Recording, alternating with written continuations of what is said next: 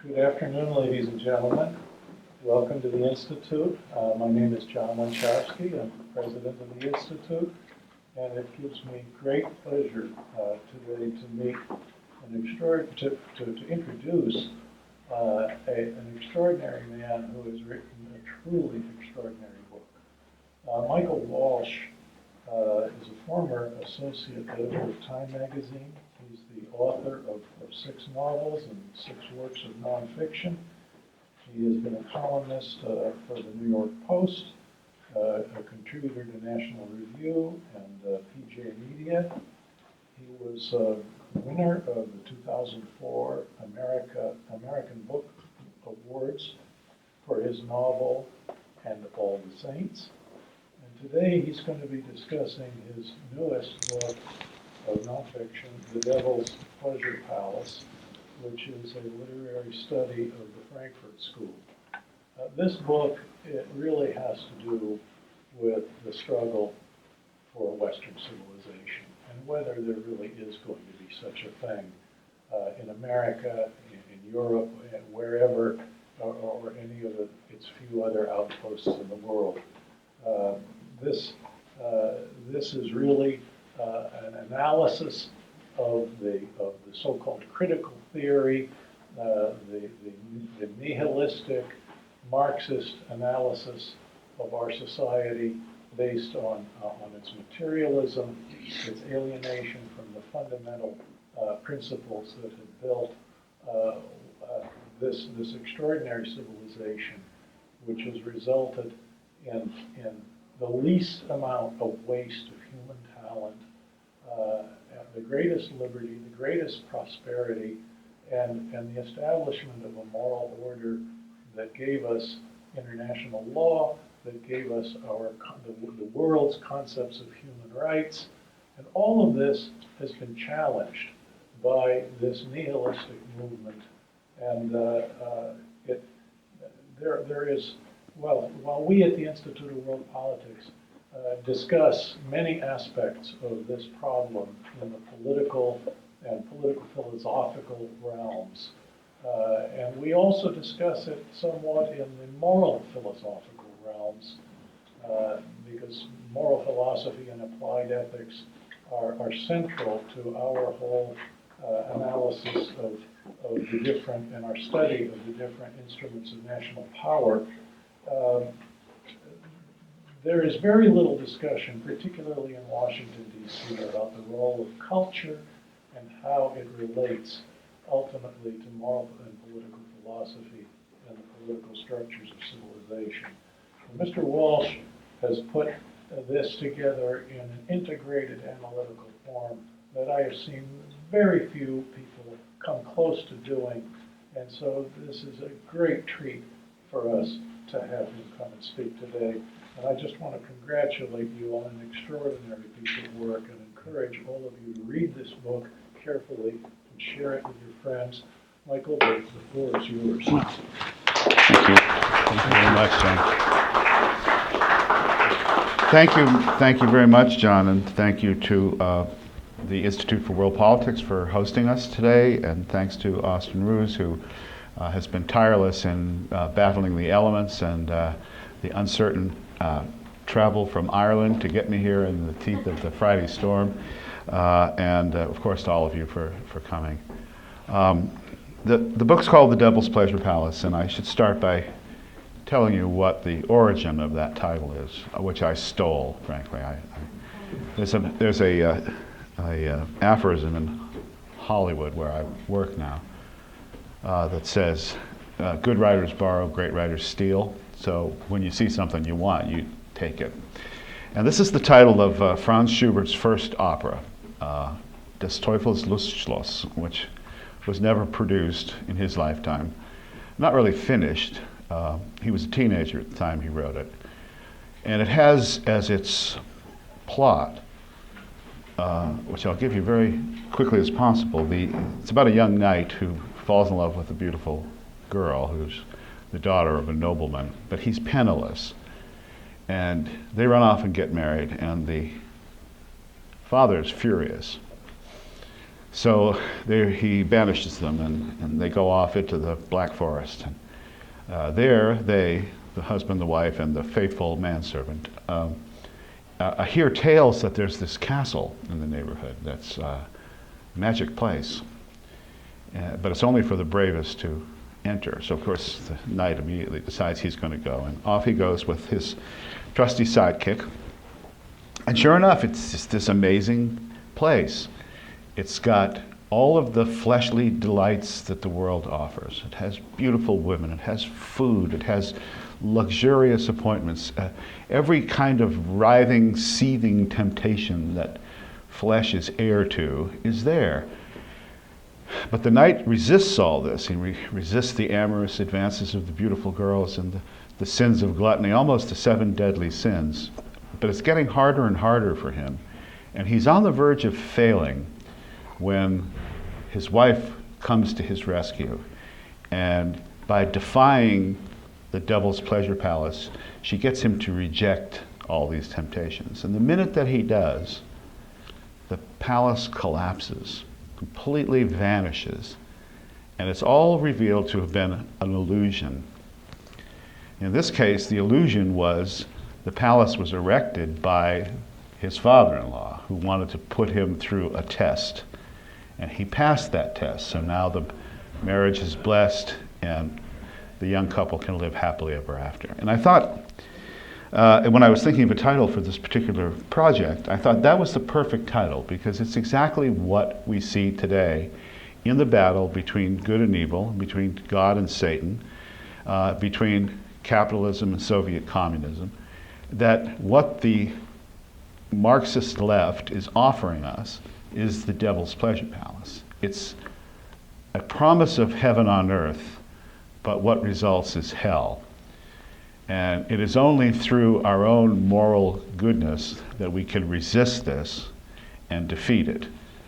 So Roger Kimball, who's the editor of Encounter Books, the editor-in-chief, came to me with a request to write a book, and I said, I want to write a book about God and Satan. Well, that'll sell 1 million, right? I said, well, good and evil. And he said, what's the policy? What's the policy angle? I said, the Frankfurt School, because the Frankfurt School is the locus of all of the ideas that currently afflict America. And by going back to look at the works of, say, Herbert Marcuse, Wilhelm Reich, Gramsci, Lukács, and explaining what it is that they were after, what they were trying to do through their Marxist orientation. It's only by looking at this that we can understand the pickle that we're in today and why we are seemingly unable to resist the encroachments on personal freedom, on liberty, on freedom of expression, and on the simple task of articulating truth. If you remember in the Bible, when Jesus is before Pilate, Pilate asks him famously, what is truth? It's a question that's haunted Western civilization ever since, because Jesus doesn't answer that question. Very interesting. And Pilate then walks away and hands him over for crucifixion. What is truth? We believe, whether we are religious people or rationalists, that there is some absolute truth based on the human condition. We've evolved a code of morals, again, either religiously or socially, from this recognition. That is now under attack. The Constitution, for example, is a product of the 18th century Enlightenment. Those principles, we hold these truths to be self-evident, right, are no longer so self-evident. That what the Frankfurt School tried to do through the mechanism of critical theory was to undermine your belief in reason. They erected a devil's pleasure palace of illusion to give you the sense that what you previously had believed is no longer true, no longer operable. So this book was written in a way to counteract that, not as a policy book, and not at terribly great length. It's only a couple of 100 pages long, but What I wanted to do is, in a series of interlocking essays, bring to bear cultural analysis on a political question. And that's why I'm so happy to be here at this institution today, because I don't think we do that enough. We tend to, politics is politics, high culture is high culture, low culture is low culture, and we don't understand how they intersect, and more importantly, how they affect each other. So it's crucial to see these things as a unity rather than as separate disciplines. My own background I'll give you as briefly as I can. I was born in the Marine Corps base at Camp Lejeune, North Carolina, in a Quonset hut, of all things, in 1949. And being the son of a Marine Corps officer, moved around quite a bit. And those of you who are military kids know that you either adjust to that life and embrace it, or you become very unhappy. But what it means is that you're constantly moving, not around the block, but usually 3, 4, 5, 6,000 miles in the opposite direction. It gives you a rootlessness, but it also makes you at home in many, many places. So right now I basically live in rural Ireland, but I spend a lot of time in Los Angeles when I'm working on a movie. It makes you comfortable with the world and interested in grasping it. So my education took me to the Eastman School of Music in Rochester, New York, which is one of the leading conservatories here. And I got a wonderful education there for 4 years and became a newspaper reporter. I thought I was going to be a music critic, but they already had one. So I became a police reporter. And for a year or two, worked in a city that had quite spectacular and violent crime. And it really opened my eyes to a side of life that I hadn't seen before, and actually came to inform my later novels, which are often about crime. A classical music education at Eastman was extremely holistic. It was not like Juilliard, which is, of course, the more famous of the two major schools. Juilliard is a performance institution. You're in the practice room 10 hours a day. It's all about playing the piano or playing the violin. Eastman believed more in the European conservatory approach, where you were instructed in languages, history, art, philosophy. I had an amazing literature teacher who made us read just about every famous book on earth, in 1 week. There was a great demand on your time. And again, if you were intellectually curious, it was a perfect place to indulge this curiosity. And you were expected to master your instrument on top of everything else. So it was a rather special school, and I'm very happy that I attended there. And when I got out, as I say, I became a police reporter, then I became a music critic. I went to San Francisco and became an opera critic, and then I went to Time Magazine to become the music critic of Time Magazine. So I spent 16 years doing that. That all gets me to where I want to start today's talk, which was February of 1985. It was the height of the Cold War. The Pershing missiles were being installed in Western Europe. There were tremendous demonstrations all over Germany and France. And I decided it was time for me to go to Berlin. I spoke German already, so that was helpful. And I flew into Tegel and rented a car, drove to Checkpoint Charlie. That changed my life in so many ways. I get emotional thinking about it, but it was my first time in a communist country. You saw that famous sign, right? Vous sortez le secteur américain, c'est Amerikanische Sektor, and you go across this no man's land through the Todesstrafe, which is on either side of the Friedrichstrasse there's the death strip, and you would come to the East German border guards, the Grepo, Grenzpolizei, and you'd have a little chat with them as they took your car apart, ran mirrors under it, looked in the trunk, took your money, made you cash out and into Ostmarks. And then you went through. You weren't really allowed to have a map. No one was going to help you find your destination. But I was instructed to report to the East German Presseamt, which was then on the Mohrenstrasse, not too far from the wall. And I was given a translator, which I didn't need, but he was a babysitter, right? So he accompanied me all over East Germany. The proximate reason that I went is I wanted to do two things. It was the 300th anniversary of the birth of Bach and Handel. And it was also the reopening of the Semper Opera House in Dresden, which had been destroyed in February of 1945 as it was performing Der Rosenkavalier. Rosenkavalier was the last opera done at the Semper.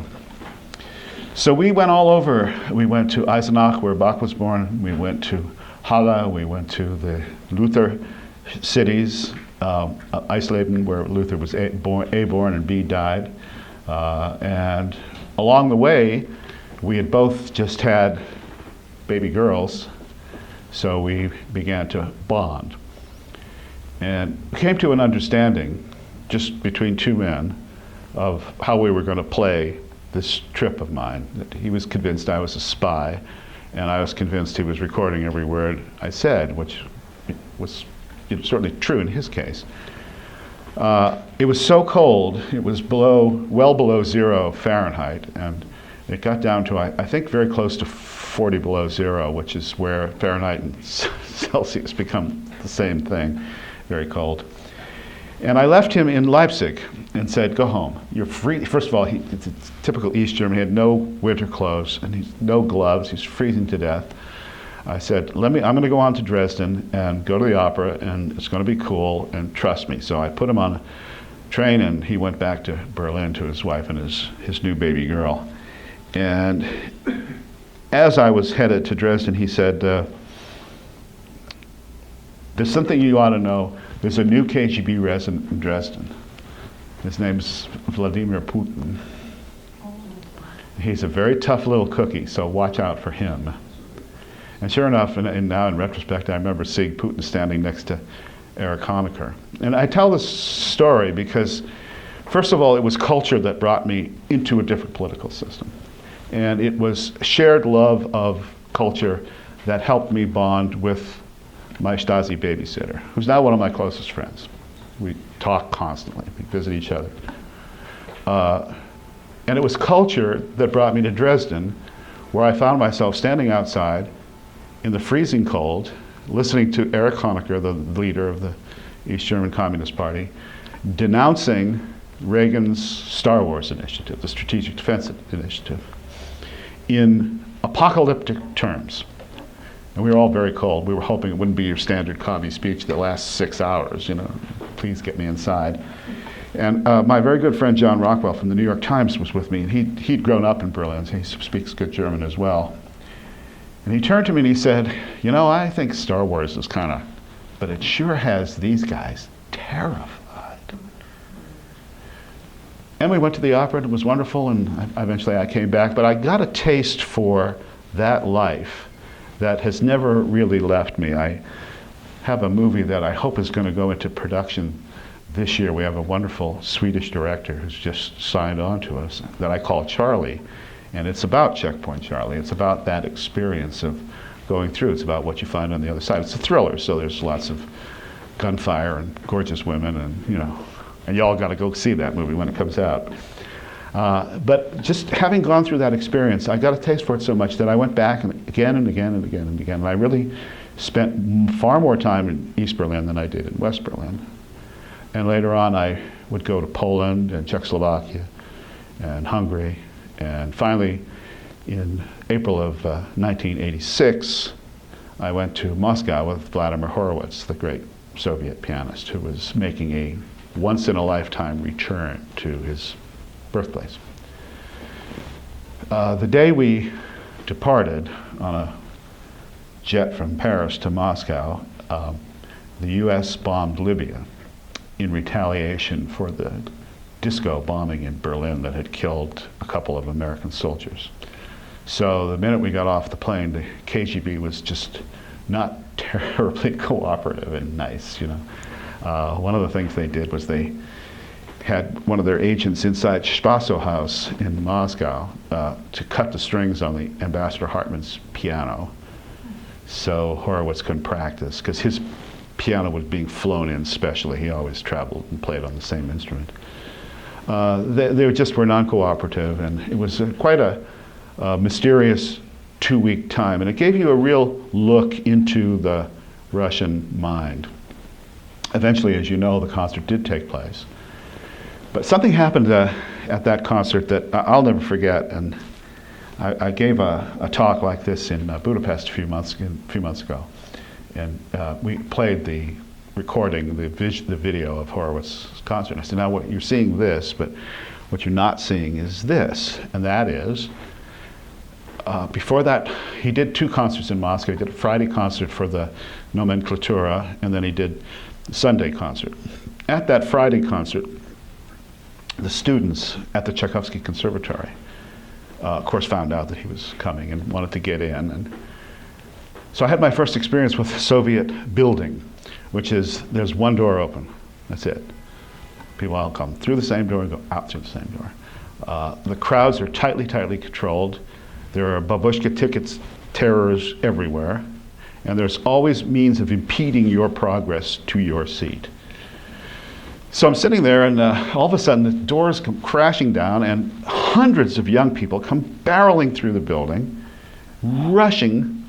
And I was sitting up in the balcony, so there's this big, broad staircase that takes you up to the top floor of the Tchaikovsky Hall, and they blew by the babushka, and the KGB guys then counterattacked, and they literally would pick up kids, especially girls, and they're lighter, and throw them into the crowd, knocking everybody back down the stairway. It was like a riot.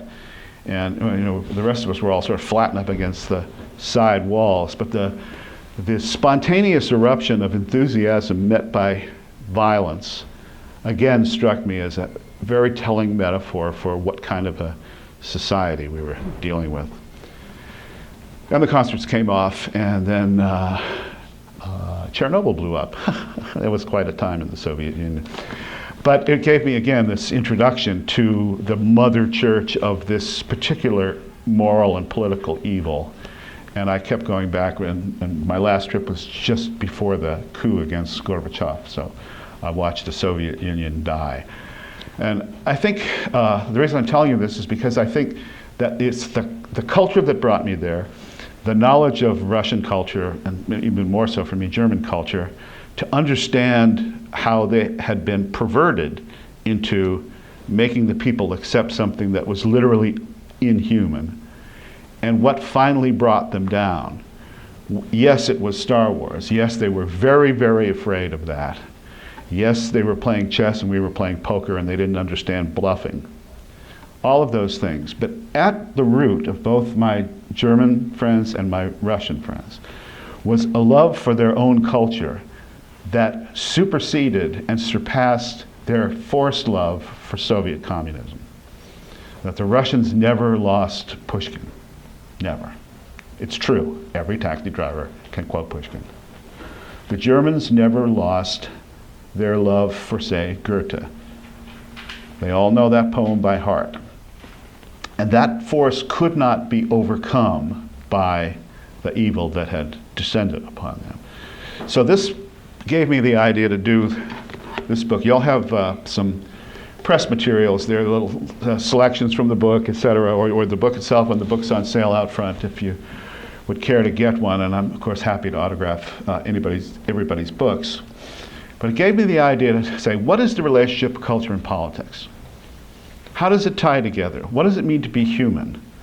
Where are we? So I took 2 cultural totems, Paradise Lost by Milton and Faust by Goethe, and used them as analytical tools in a very wide-ranging discussion of theology, history, art, and culture, to show that what unites us as Americans, and as European Americans largely, is the culture that antedates the Constitution, which is a product of the Enlightenment in Europe, that even antedates organized religion. That before the Jesus story, myth, reality, however you wish to look at it, before that story is told, other adumbrating stories have also been told. So one of my models here, one of my influences was Jack Miles's 2 books. Do you know Jack Miles? He wrote a book called God, a biography, and he wrote a sequel called Jesus, A Crisis in the Life of God. And what he did with the Jesus book, which is, I recommend very highly, the first book won the Pulitzer Prize, by the way. He looks at Christ through the lens of storytelling. That the Christ story, legend, myth, biblical reality, conforms to our notions of storytelling. That is to say, it has a 3-act structure. It observes Aristotelian storytelling principles. It has a hero, has a villain, a couple of villains. It has a hero who wants something, who desires something, and is frustrated in his attempt to get that, and who loses, who dies. And then the last triumph is the resurrection. So whether Jesus is your personal Lord and Savior, or a figure from a storybook, it doesn't really matter in the context in which I'm discussing this. What matters is this story, the hero who has a desire, who's blocked by the antagonist, is so essential to Western civilization that it informs every single thing that we do, from The Little Princess by Disney, to The Godfather, to Pulp Fiction by Tarantino, to any narrative that you can name. It will conform to these Aristotelian principles. I'm going to read you a couple of passages from the book here, if I may, and perhaps that will form the basis for some of our discussion. At the beginning, I listed a series of quotations from other works, one from Marx and one from Adorno, who is one of the chief theoreticians of the Frankfurt School. Adorno I have a special hatred for because as a music critic I had to read Adorno when I was 18, and I'm still in therapy over that. Hannah Arendt, of course, P.J. O'Rourke, Ludwig von Mises, Leo Strauss. And Leo Strauss' quote, I think, really gets at the heart of what we're talking about today. The crisis of the West consists in the West's having become uncertain of its purpose. That's not an accident. I've spent a great deal of my life in Germany, and I raised 2 children there, in fact, and I'm watching from my perch in Ireland what's going on in Germany right now in terms of the migrant invasion of Europe and the recent molestation of 1,000 or more women in Cologne. And the Germans are unable to integrate 2 antithetical propositions. They want to apologize for the Nazi era because they have a law in Germany, the Asylrecht law, the asylum law, that they're very keen on maintaining. And they will not admit that the migrants from a largely Islamic culture from North Africa, Moroccans particularly, don't share those values and won't share those values. Furthermore, don't want to share those values and are there, in my estimation, largely to supplant the German population. This is a very difficult thing to try to explain to your German friends. They don't want to hear it. They just refuse to accept it. These 2 things cannot both be true. So as a result, they're having a major cognitive dissonant breakdown in Germany right now, and how that will play out, I think, is obviously something here at the Institute we're going to be concerned with. They can't accept the existence of evil in the world, having experienced it during the Hitlerzeit. So now that it's represented itself in a new and more virulent form of anti-Semitism, and in a direct assault on the values of modern Germany, they are having a very hard time integrating that. But I want to read you a quote from Lenin, because I think it sums up everything about the Soviet system. It's a quote from Lenin as recounted by Maxim Gorky in a book he wrote called Days with Lenin. But I can't listen to music often. It affects the nerves.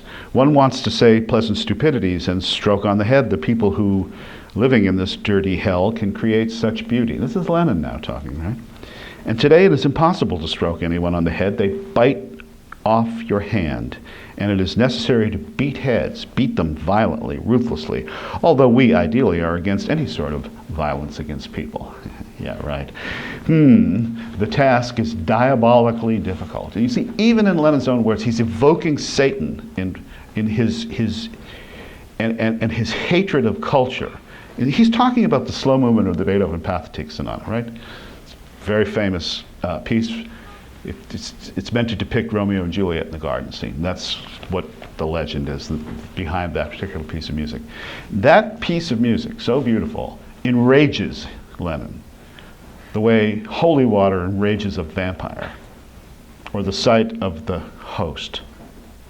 And I found that so striking because it really is what's wrong with this particular philosophy, that it recoils like the serpent in the garden. And then I started thinking, where have we heard serpents in gardens before? So I want to ask a couple questions here. So in Paradise Lost, how does Paradise Lost begin? What's the first chapter? What's happening? Yeah. The devil is in hell at that point, and he's talking with his cadre about how they're going to... Just with the serpent already. What's that? The serpent. The serpent? Well, the opening of Paradise Lost that's actually the second chapter. That's the second, I'm sorry. Yeah. The opening of Paradise Lost, every screenwriter would write this in a minute, is the devil is suddenly lying on the floor of hell, chained to the lake of fire, and he goes, what the hell just happened? Right? What happened?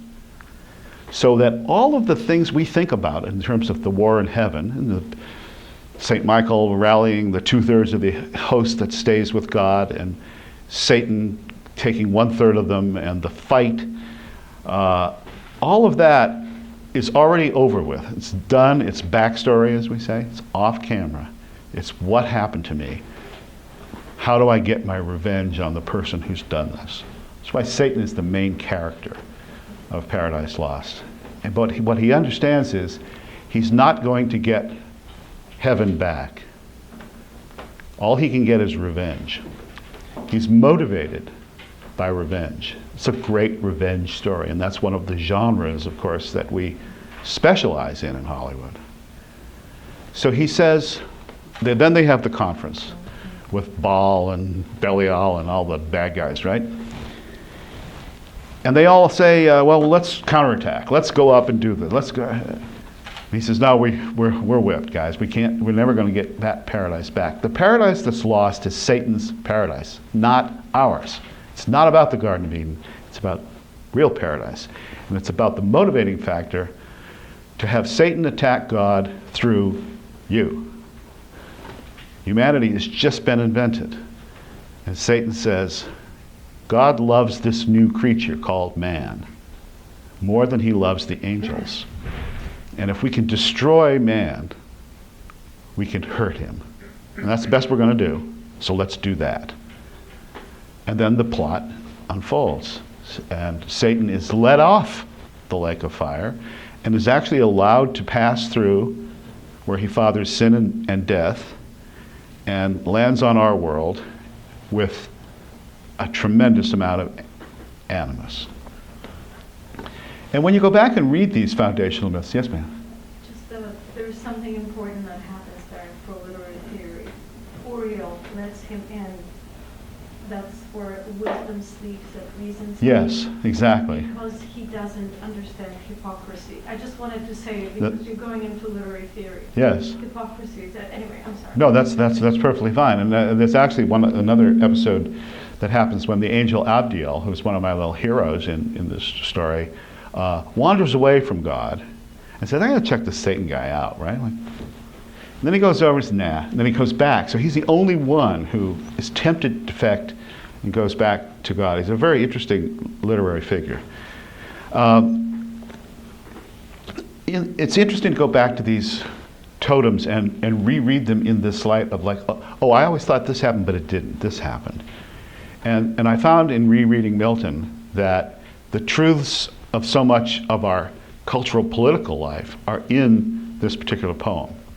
So we know, what does Satan want? He wants revenge. How's he going to get it? He's going to get it by seducing and destroying humanity. Which brought me to Faust. So what's Faust about? And you think, well, Faust is about a guy that wants perfect knowledge of everything. And that's actually not what Faust is about. That's not what Faust wants. Faust begins Faust Part 1 with this famous speech that he says, oh my goodness, I have studied philosophy and jurisprudence and literature, and he names all these various academic disciplines. Remember, he's in his study surrounded by books. So he's mastered all that, but I'm still unhappy. Poof, Mephisto appears in the form of a poodle, a big poodle, and then turns into the devil and says, okay, buddy, what do you really want? And what Faust says is so interesting. He says, all I want is for one moment to be happy. That's it. Just verweile doch, stay a while, that I may experience perfect happiness.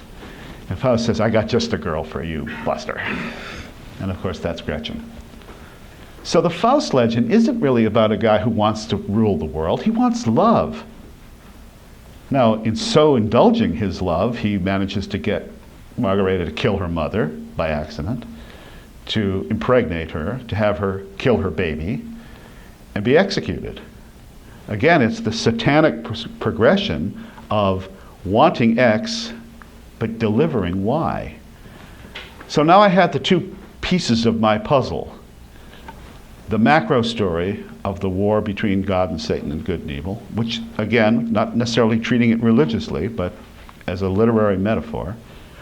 And the micro level, the human level, which involves sex and violence and love and death and all the stuff we do in Hollywood all the time. That is actually the essence of our storytelling.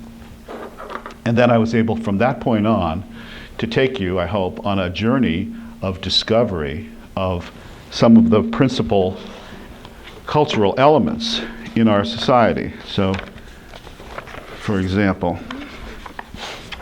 one of the things that fascinates me is Wagner. Not just The Ring, but all Wagner operas. And in particular, for this discussion, Tannhäuser and Tristan. So in Tannhäuser, the knight goes up to the Venusberg, the mountain of Venus, with all of its erotic implications, and like Ulysses, is kept there in sexual thrall to Venus herself, and she doesn't want him to go, and eventually has to break away so he can get back to the real world. In Tristan, the erotic power of love is so great that it results in Tristan's mortally being wounded and dying of love for Isolde, but not until she finally comes to him. That the power of erotic love in Tristan enables Tristan to live until the last possible moment when Isolde comes, and that's when you hear the famous Liebestod, right, that she sings after he dies.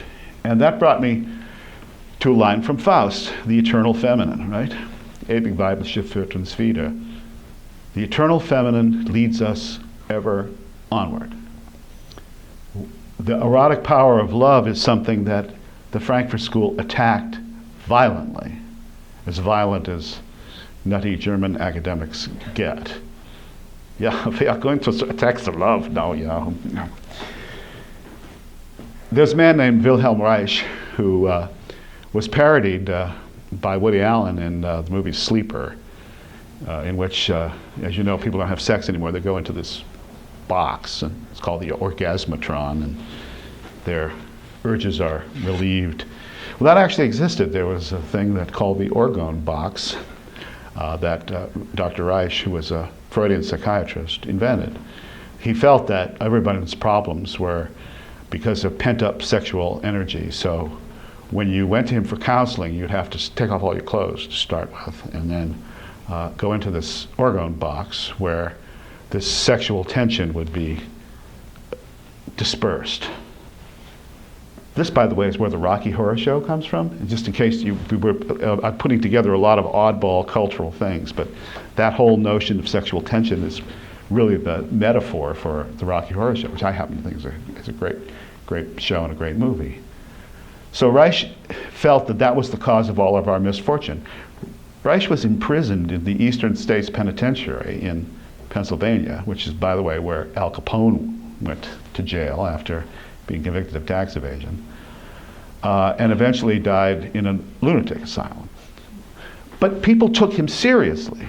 Saul Bellow took him seriously. Norman Mailer took him seriously. Well, I can see why Mailer would. But you know what I'm saying, is that there was the cream of New York intellectuals took him seriously. A nut who was convicted of fraud. That's the Frankfurt School. So I went into their writings, like Theodor Adorno. Adorno wrote lots of things, and not just about music, but I was curious to know was he any good as a music critic? And the answer is no, he's terrible. He didn't get anything right. He linked composers together who had almost nothing stylistically in common. He missed development after development. He was, of course, a big proponent of the 12-tone system, which is all part of this same kind of culturally Marxist mishegas that occurred during the first 50 years of the 20th century. And I was stunned that someone that bad, that wrong, could be taken so seriously. So you know what they say about the newspaper. When you read the newspaper, you kind of believe it. And then they write about something that you actually know something about. You go, this is complete. But then you read the other story, you go, oh yeah, guess what I just saw in the newspaper, right? So in our own disciplines, we can tell when someone doesn't know what they're talking about, but then we accept as truth stuff we don't know so well. But so take a look at the Frankfurt School in your own disciplines and see, what? You can't really be serious. So a couple of excerpts here, and then I think we should open ourselves up to some vigorous and lively discussion. Among the traits of the Frankfurt School is the war on language and the war on what you can say and what you can't say. So that is political correctness. And political correctness is designed to forbid you from thinking. That's what it is. It's fascism of the mind. The theory being that if you can't say it, you won't think it. Now, this was put to the test in the Soviet Union and it failed. And I have strong hopes that it will fail in the United States as well. But the inroads that it's already made, the encroachments that it's made into all of our lives, and into my profession in particular, because there are some stories you can't tell. There are some words you can't use. Yes, sir? Are you referring to political correctness? Yes, yeah. That you can't say certain things. You're not allowed to say certain things. The inroads it's made against our First Amendment are terrible. So we are now being forced to choose between political correctness and the First Amendment. We should never have to choose between anything in the First Amendment. But they've moved the ball down the field so fast and so quickly that we are now facing an assault on the Constitution in any area that involves personal freedom. So that the way I put it to my students is, do you want to be the hero or the ant farm? Which do you want to be? Do you want to be Roland at the battle, or do you want to be the Matrix? A human battery that's powering an alien city, if you've seen the Matrix. Why can we therefore not return to the well springs of our culture, all the way back to the Greeks, and in my case back to Irish mythology, because I'm starting to think about doing a project about some of the Irish heroes like Fionn McCool and Cuchulainn, in which the story is always the same, right? One guy is the anointed one. We can call him Jesus, we can call him Cuchulainn, we can call him whatever we want. He accepts or rejects the mission that he's been given. You're God. No, I'm what? Yes. There's no manual. Give it a shot, right? Eventually, he's forced to accept this mission, and along the way, he will encounter tremendous amount of pushback from the bad guys. If we'd have flipped that story, we can make the story about the bad guys who are the good guys, and this Christ guy is nuts, and they're just trying to restore order that this man is trying to destabilize. But let's take Christ as the hero. Let's take our heroic narrative. Wouldn't you rather be that guy than just another member of the lumpen proletariat? Who wouldn't? And how can we not sell heroism as the antidote to collectivism? There are no heroes in the Soviet Union. There are heroes of the Soviet Union, but they're not heroes in the heroic sense. Maybe a couple of them, maybe Zhukov in the Second World War. But it was a collectivist society in which heroism was discouraged. In Japan, they have a saying, the nail that sticks up gets hammered down. And that's certainly true in any form of Soviet communist society. So, you can be a hero. Why wouldn't you be a hero? Why can't we sell heroism? Why can't we, again, celebrate the man or woman who stands up against the mob and says, stop. At whatever cost to him or her, that is the person we are going to tell, whose story we are going to tell. So, for example, let's say you're pitching a movie in Hollywood, and you're going to come in and you're going to talk to a bunch of executives, and there'll be some pleasantries and talk about the traffic. Oh my God, the traffic on 405, so terrible. And then you're going to have your Diet Coke. No, you do this is the rule, by the way, no laughing. This is how you tell a story in Hollywood. And then they go, okay. And they sit back and you tell your story. The first thing they want to know is, whose movie is this? The first thing that they want to know is, which character am I going to follow? And by extension, root for. What are the obstacles preventing him or her from getting what he or she wants? Are you telling it in the haiku form that we call the 3-act movie structure? I've been telling a story, and an exec who's now the head of Paramount, oddly enough, stopped me and he said, what page are we on? I said, about 82. He said, okay, good. So we speak in the shorthand because you're talking about script length. So he knows when I say page 82 exactly where in the emotional progression of this movie we are. You sell that movie off the strength of your main character, okay? Sometimes you even have an actor in mind. And the Tom Cruise character is, right? Or the Lee Marvin character is, or whatever the nom de jour is that you're selling. And they will buy or reject that movie. Mostly they'll reject it because that's the default mode.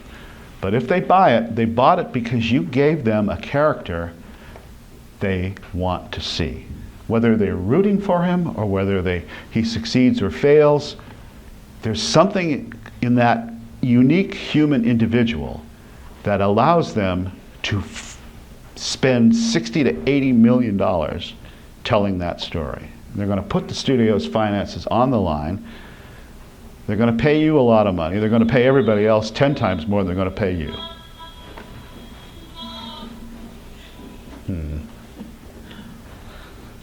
And then you're going to walk away with a sale. Eventually. You are. And then your movie's going to get made. But it's always going to be about that story. Before we start taking questions, I'll tell you a personal story. I've written a script, which Austin has actually read, called Charlie. And I told you that my experiences at Charlie were extremely emotional for me.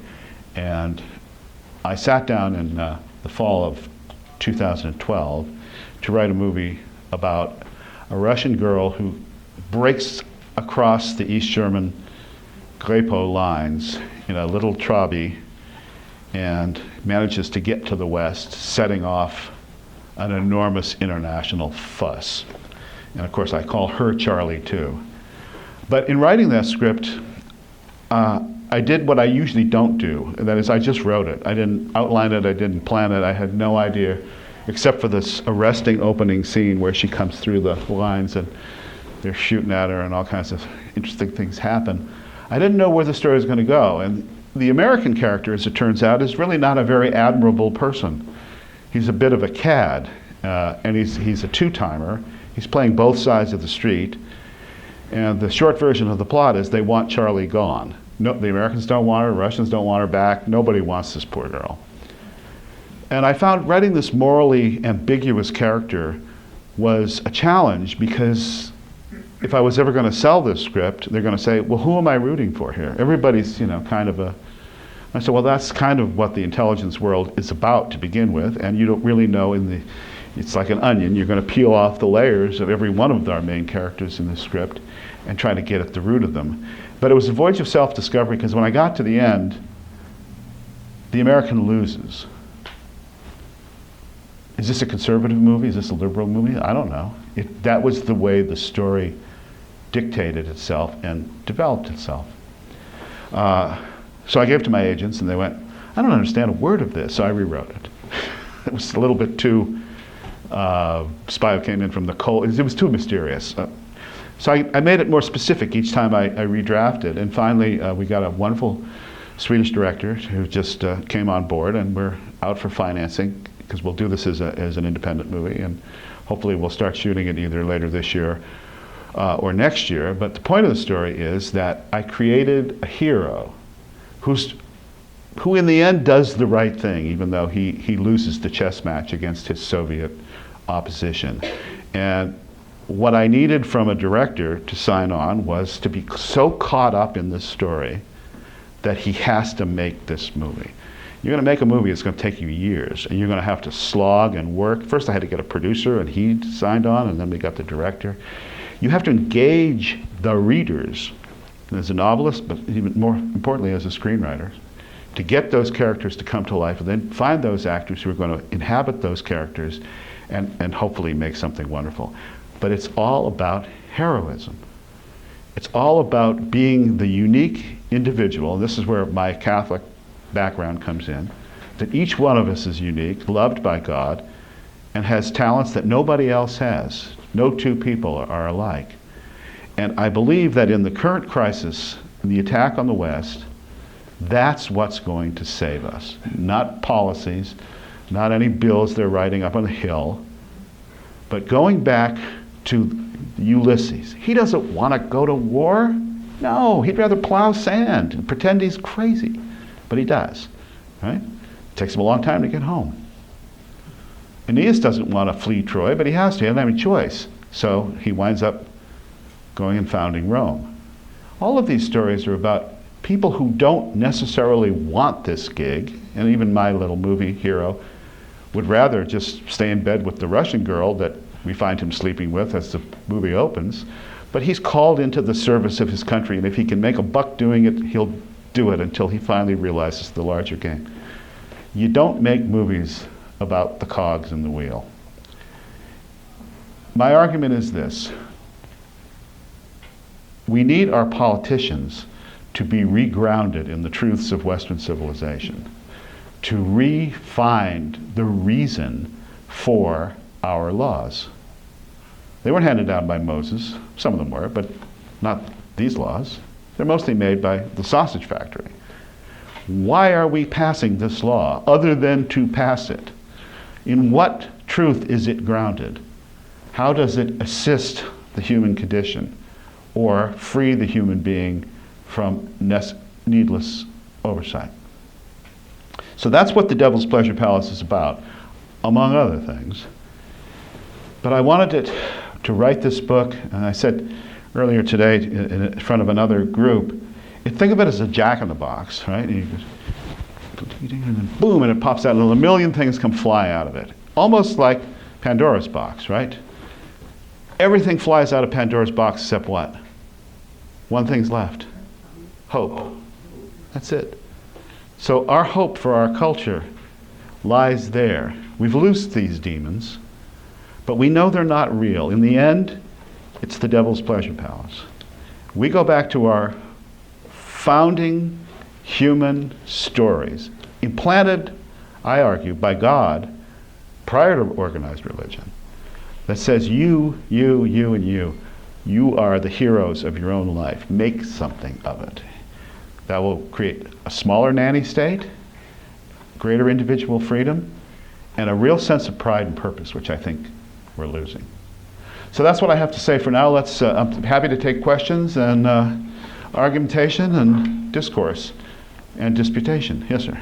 On page 74, I read this book. I have a 10-month-old daughter at home, so I stay up late nights, and I end up devouring your book. Well, thank you. It's wonderful. And on 74, you talked about how a lot of the Frankfurt School was inheriting the Central European kind of ethos, or that kind of mentality of the radical. Yes. And I was wondering, do you think, because when they immigrated here to the United States and set up the Frankfurt School, do you wonder if the reason we didn't kind of have a harder or a more rabid or more effective communist or leftist revolution of sorts is because we are not as close geographically, and that our immigration laws before Ted Kennedy rewrote before 68. Yeah. Do you think that might be why that they weren't ever able to kind of fully come out, and they had to do everything under the table? Well, what they did is they went into academia, of course. Right, And remember, the Frankfurt School wasn't the Frankfurt School of Western Destruction. It was called the Institut für Sozialforschung, social research. A very anodyne title. Right. And I think, in one sense, yes, because we didn't get a horde of German communists coming over. But in one sense, no, because the ideas filtered through the system and really went into the minds of my own beloved baby boomer generation. So what you're seeing is the playing out of those ideas. And if piggyback onto that, what you were talking about earlier with Germany today. Yeah. I mean, do you think that something similar could happen, where maybe not enough, immigrants come over here that are seeking to do harm, but just enough to maybe try to influence our culture again? Well, it's certainly happening. I mean, obviously, if you have open borders, you're going to have a culture shift along those borders. Let me get the next one. Yes, sir. Aren't you indirectly referring to the long march through the institution? Yes, of course. That's Gramsci's point, which was the left plays the long view. Any Europeans here? Anybody from Europe? Yeah, you are? Yeah, good. The left takes a very long view of these things, and in my writings I've coined a phrase: they never stop, they never sleep, they never quit. They don't. Reagan wins 49 states, and the conservatives go, whooped them, and then went home, right? And then the next thing you know, you got Bill Clinton. So we have to stay more on the ball. And the other thing I'm going to say briefly to that, because I want to take as many questions as possible, is I want to see more of your children in my professions. I'm not a businessman. I'm not a lawyer. I'm not in the professions. I'm not a doctor. I'm not in the Chamber of Commerce. I'm just one writer sitting on the edge of the Atlantic Ocean making things up. But when I go to Hollywood, I'm still alone. I'm not seeing reinforcement troops behind me when I go over. Now, I'm fortunate that my political beliefs don't cost me jobs. I mean, if they cost me a job, I'm not going to hear about it. But I get along very well with the most liberal producers in Hollywood. You know them all. And we never talk about politics. We talk about story. That's why I want to see more attention to craftsmanship. If you're good, you're going to get hired. Doesn't matter your politics. And sometimes on the right we use, well, everyone hates us, as an excuse for failure. But we do need to go back into the institutions. We need to devote our children and their children and train them in this cultural protection, which will give them a sword and a shield against the left. Yes, ma'am. First, something I wasn't going to, I'll say what I wanted to say, but first I'll answer. And please excuse me, but you're wrong about excuse for failure. I don't know if you've ever talked to conservatives who are up for tenure. who are exquisitely smart. Well, I wasn't talking about acting in this case. I was So anyway, talking about Hollywood. So there is some real stuff Yeah, going yeah. on. And Oh, I don't doubt that in So academia. anyway, but so I'll just leave that That's fine. as a point. Yeah. I like what you're saying. I think it's very interesting. And I think that at the beginning of all of it, I like the going back to Satan. Are you Russian? No, God forbid, I'm Polish. Polish. Whoa, that was a bad move on my part. And when That was like asking an Irishman if he's an Englishman. I think it's worse. It probably is, yeah. Seriously, you actually had sort of a, a pack of light bearers, whatever they did. But Yeah. I mean, not the Huns of Progress. Yeah. It really takes the cake. Anyway, what I think is interesting about your metaphor with Satan is removing restraint is precisely what the evil ones do. It Yes. is absolutely about the removal of restraint, which is why it's like cutting butter. It is telling everybody how fabulous we are. Only follow your desire. Killing of love, how does it happen? You take it before there are feelings, before there's anything, and you end up with nihilism and cynicism. Yes. With everything, it's the removal of desire. And your good doctor who ended up in, Rausch, I mean, it's, what happens is we stop sublimating. This is what we have now. This is what it's like when we stop sublimating. When you no longer write an opera or a poem or a script, you just go into the box, you do what you do, and Yes. you're done. Yes. And why does it work? Because we prefer to be flattered, to having to work really hard for something real. I mean, it's not even that we're arrogant, we're just vain. We are really, really vain. Yeah, well, there's nothing wrong with that if it's used creatively. If it just doesn't become a vice in itself. Yes, it is when we give in and it is used as a tool of seduction, because vanity is an opening to every human being. I mean, that's where we're not. Well, that's why Satan is the flatterer, Yes. right? Yes, precisely. I mean, what does he say? Let me just riff on this for a second. And one of my favorite scenes in Paradise Lost is when Eve meets the serpent. Okay, and we think of a snake slithering along the ground, right? And there's Eve, apple. No, that's not what happens in the thing. The snake is upright, first of all. It's a phallic symbol, right? And the snake is very sexually attracted to Eve. There's a line in the poem where Eve passes by and the snake turns and licks the ground that she just walked on. He wants her. So Satan himself is so struck by the power of woman. Remember, woman in the end rescues Faust from Mephistopheles. It's Eve's beauty that in effect causes Satan to create the fortunate fall of man, the Felix Culpa, by which we become truly human. So there's a very short discussion of the Felix Culpa in this book. And I know it's a theological point. Were we better off after the fall, thanks to Eve, so she's the hero of this story, than before? Would we wanted to have lived in the garden, in our paradise, or would we rather strive and fight and create and love and fail? That's really the issue. Yeah. More questions? Yes, sir. Yeah, I'm from Los Angeles. Oh, good. I continue dutifully setting. How's the traffic on the 405 right now? I know it's not good. We all know the answer to that. Yes, we do. Well, look, I continue dutifully sending off my dues checks to the Screen Actors Guild. Mhm. If you don't agree with the left-wing line in Hollywood, or if you're openly Christian, that frees you out. Yeah. I don't know that that's true. I mean, maybe it's different because I'm in a one-man band field. Maybe it's different. But I do understand from the craft union people that that can be true. Yeah. But it's just because we don't have enough numbers.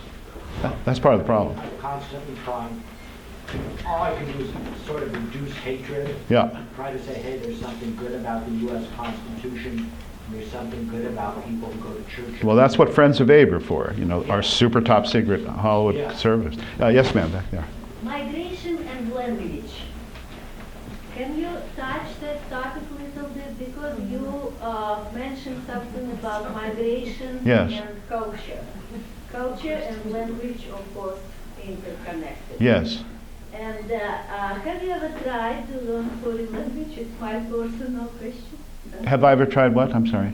To learn foreign language. Oh, any yes. foreign language. Yes, I found that was indispensable to my work as a foreign correspondent, certainly German and So migration and language. Yes. For you. I'm not quite sure what exactly we're getting at here, but I would say, having grown up on the Mexican border as a child, you know, the Hispanization of Mexifornia is well accelerated at this point. I think the United States should remain an English-speaking country because I think that ties us to the language of the founders and of the Enlightenment, primarily the English And Shakespeare. and Shakespeare, and all of these touchstones. And the melting pot seems to have worked very well, I would say. It's certainly my great-grandmother, in whose house I now live. When she came over as an 18-year-old girl by herself, she didn't speak a word of English. She spoke only the Irish language, right? Which most of them in County Clare did. It was a post-famine county, very seriously depopulated. So she learned English. She met another boy from County Clare in Boston. They got married, and the rest is history. So the melting pot for my family worked very well. I'm glad I'm not a monoglot Irish speaker. In fact, I can't speak Irish.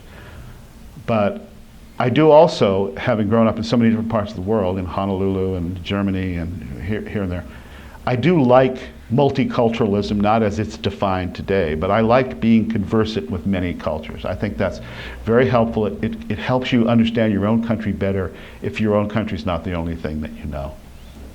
Any more questions? Let's see. Yes, sir, back there.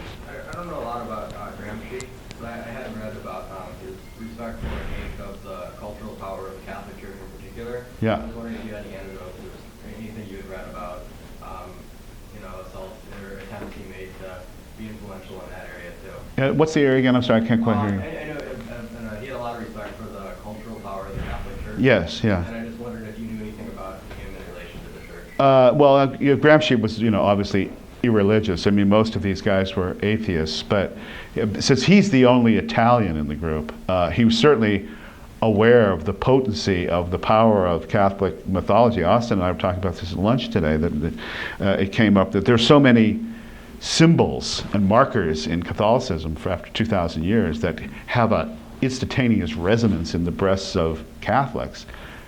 They knew they would have to attack the church. They'd have to attack the family, they'd have to attack heterosexuality, they'd have to attack the church. And so they went at that hammer and tongs. I had the experience when I was in Budapest to have an interlocutor who's the oldest member of the Hungarian parliament, recently retired, he's in the 90s. He had also been the youngest member of the Hungarian parliament back before the Nazis, and he knew Georg Lukács. So you can imagine how nervous I was to have somebody who actually knew Lukács get up and ask me a question. Yes, ma'am.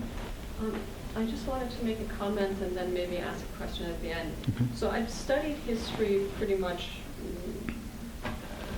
pervasively and also studied many of your stated School of Frankfurt people. And it seems that your political correctness argument is absolutely correct, but it's very much the argument they wanted to make in stating that critical thinking is very imperative.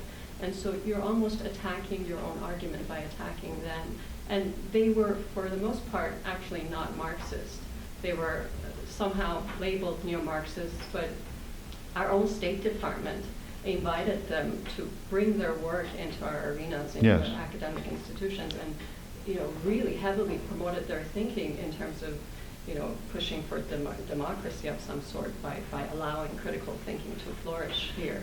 So I think that by attacking them, you're almost somewhat attacking the political correctness. No, that's a very interesting argument. I just Because historically, we've been always this master-servant. Yes.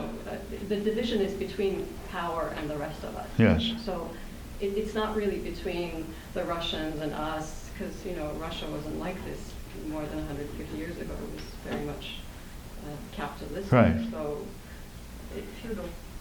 well.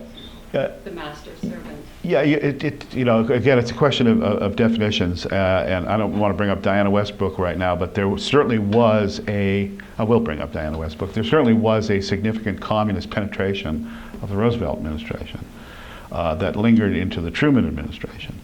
So as far as the Marxists are concerned, You know, it's like saying the guy that shouts Allah Akbar and starts shooting people has nothing to do with Islam, you know, because he's not actually a card-carrying member of the Iraq chapter of ISIS. The Marxists embrace these people, and you can go online on Marxist.org, and all of them are listed there in their cultural and Marxist connections.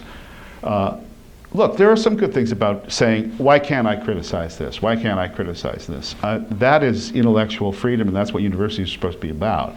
I don't think the point of it is, and therefore I want to burn the house down. Because it always ends with, and therefore I want to burn the house down. Yes, ma'am. One other, I think this is an important point, but there's one other thing. Critical thinking has nothing to do with critical theory. And I think it's a very important distinction. Well, critical theory piggybacked onto critical thinking. But it isn't. It is Yes. anti-Socratic. It is anti-logocentric. Yes. It has nothing to do with logic. But this was the disguise And- under which it came. Exactly. And another thing is the use of the word power. It's precisely power, not authority. So Mhm. there is never any social compact. There is always Foucault with masters and servants. It's completely false, and that is actually the beginning of the falsehood. How our reality is described. That wives have to be unhappy, children have to be unhappy. That anybody in a society who is not on top must be unhappy. That somebody who wants to stay at home and raise a child must be unhappy. Yes. This is a power struggle. It isn't. There is a certain Burkean common law consensual relationship that structures the society. We described it and institutionalized it secondary to that. The problem with Marxism is that the theory comes first and God help those who don't fit. And Well, you should certainly know from your yeah, Polish anyway, background. but So we have critical theory is critical. a question back to them. Well, then one more, and then we have I to was break. intrigued about your comments on Putin earlier. I'd be very curious to hear your opinion on how much has Putin repented of, say, Marxism? Sometimes, like, for example, when I look at the Russian Times on the internet, he looks, to me, to be more conservative than, say, John McCain. Well, I don't know Putin personally, but I did know a number of KGB agents during my time over there, and Have they flushed that? Are they didn't believe a word of it. It's the short answer to this. So when the wall came down, you know, it took a period of weeks for it to dismantle and cars to be able to go through. And one place that became the instant focus of attention a couple months after the wall was down was the Potsdamer Platz, where the Hitler bunker had been, right? Remember, they had bulldozed over the Hitler bunker so no one can turn it into a shrine. And now today, Potsdamer Platz is this giant tribute to capitalism. You know, Sony and every major company has its headquarters right there. But then it was nothing. It was just this empty, and there were still bombs in it, so you had to kind of watch where you stepped. And I was with my Stasi pal and a Soviet KGB agent whose cover was the correspondent for the Komsomolska Pravda, the youth Pravda. And so we were sitting there, and the Soviets were wandering around. They were basically giving away their uniforms. I've got Russian stuff, I've got East German stuff, you know, they just hand them to you. And there were cars, trucks, it was chaos. So I said to the two guys, I said, there's this little kneipe there, let's go have a beer. And we went in, and I said, well, boys, you lost. You're buying the beer. They bought, because they got beat. So he's fully repented of Marxism, you think? What's that? Is he completely reformed from Marxism, or? Well, I don't think he cares about theory. I think he's an old-fashioned Greater Russia. And he took Odessa, but did he take Odessa? I forget. It was certainly parts of the Ukraine. He's going to take it all. And no one's going to stop him, are we? No. So he's established more of a kleptocracy then? Yeah, I mean, actually, you could see that at the end of the Soviet period. Who struck me very much, say, in 90 and 91, that it was like a war had been fought and they lost. The women were for sale, the men were bribable. Any consumer good that had been in the Berezovka shop, such as good caviar and beer, you know, imported stuff, they would steal it out of the kitchen for you. So the whole society was collapsing. remember sitting on the Alexander Block, which is this boat in the middle of the Muskva River. And a bunch of us were there, and the gangsters were already out at that point. And Russians make terrible gangsters, but the gangsters are Georgians and Armenians, and they were literally sitting there with their weapons hanging out of their belts. They were openly carrying their weapons and their girls and just partying like in the ruins of civilization. It was a most striking thing. I hope to make use of that at some point. Let's take, yes, back there. Yes, sir. Yeah, statement that I've said for years that disinformation is more powerful than the truth when sponsored by academia, politicians, Hollywood, and the media. And I think we get thrown out information by these characters all the time. We take it as fact and run with it. But due to like lack of logic, lack of critical thinking in the classroom, we don't have kids today graduating from schools who can challenge these thoughts. Yeah. Things that come. I think that's a good point. I tried to teach when I taught at Boston University Socratically. And I would say to my kids, I've got questions and you're going to supply the answers. I'm not going to tell you a damn thing about what to think. I'm going to teach you how to think. And they didn't like that very much, especially at the beginning. Those that survived boot camp did extremely well. But we don't want indoctrination in the classroom. We want critical thinking, not critical theory. Let's just go back to you and then we'll wrap it up. Last question. Yep. Thomas Sowell, the great economist, talks openly about society reaching a point of no return. Yeah. He fears that we've already passed that period. Given everything you've seen, given everything you've researched for this book, how hopeful are you that we can either go back to before that point or miss that point? I think we're 50-50. That's what I think. I think if we don't rediscover the well springs of our culture, we're going to be in real trouble.